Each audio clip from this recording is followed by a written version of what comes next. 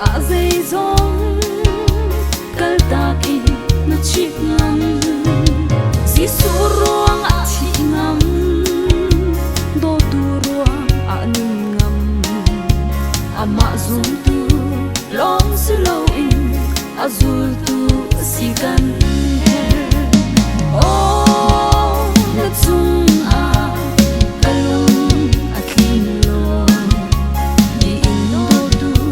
a thian Gisu mi thi he a chape oh na sai na ka do tang in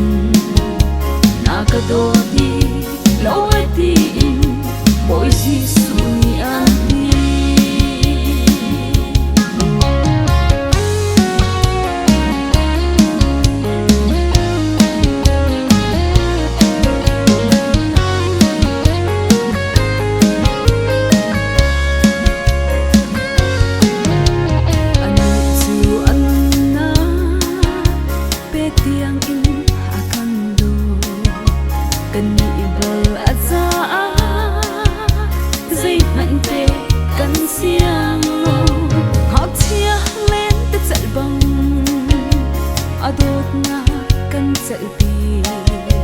adot na sun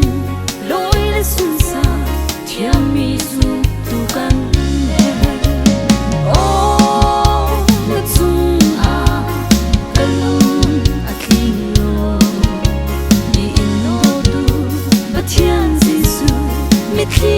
he a chape oh na sai na ka do pang in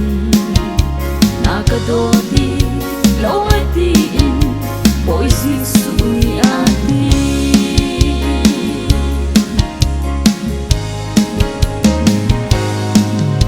dot na kan ti hi ka chiu thiam to si lo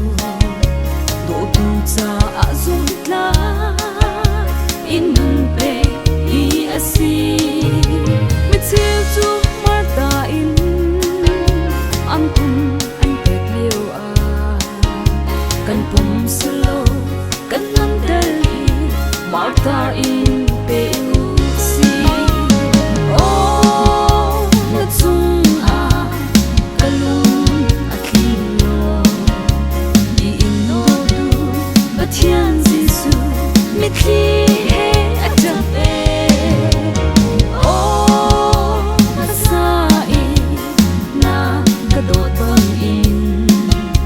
na ka do lo ai ti in boy Gisu